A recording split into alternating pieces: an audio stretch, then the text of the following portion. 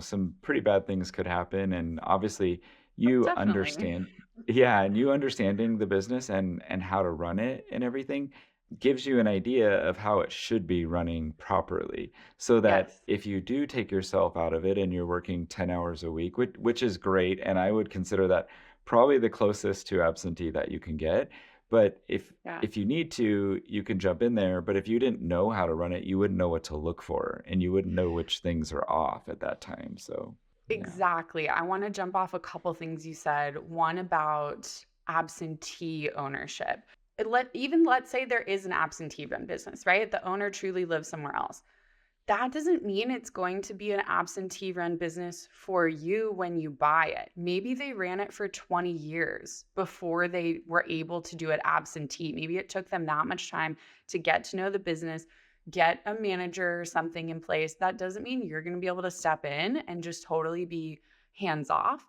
The other thing I'll say, kind of in that same vein, is I'll talk to people who want to buy laundromats who have full-time jobs, which can be done. There are people who have full-time jobs and own laundromats. But when I talk to these people, I'll ask like, okay, so what would you do if there was a problem on a Wednesday at 3 p.m. and you're at your job? How are you going to fix it? And they'll go, oh, well, I'm just going to have a manager. I'm like, that's the wrong answer. It's the wrong answer for a couple reasons.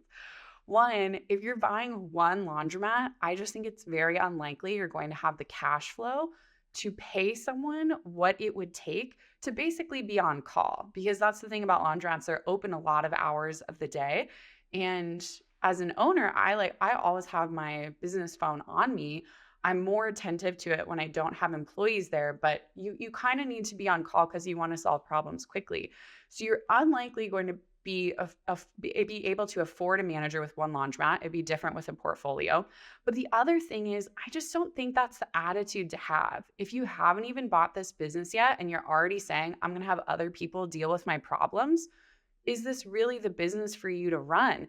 Now, that's not to say you shouldn't delegate. I think as an owner, you have to delegate things. You can't be doing everything yourself, but you also have to be able and willing to solve problems if you need to.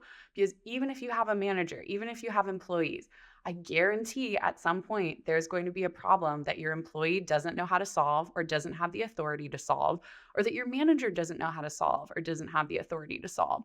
So if you're already thinking, I'm just going to offload all the problems to other people, I don't think that's the right mindset to have for business acquisition.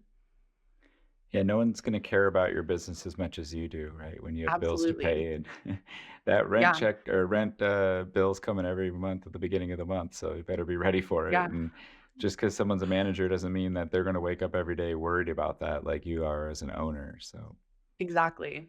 yeah.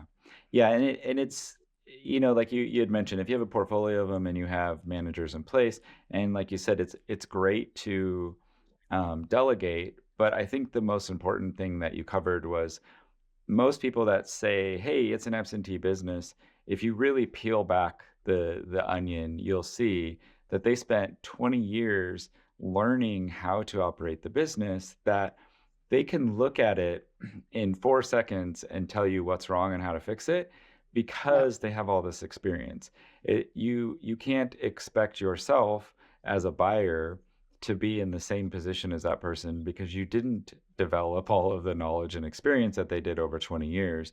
And so it will take you a significantly more amount of time to be able to discover what the problem is and fix it. And I think that's kind of the importance of what you said there, is that people think that it's, oh, well, they're running it that way, I'm going to run it that way. Well, no, they spent all this time learning it, and that's why they're able to do that. And then and then they've probably got the right people in place that they have trained themselves, that they trust and that they can rely on. But at the end of the day, if it really comes down to it, they can get in their car, drive down there, and take over the laundromat in 2 seconds, and they know how to run it. That's the importance of it. And that team they've built, that team is not necessarily going to be there when you take over. Like in my case, seller's employee quit 2 days in.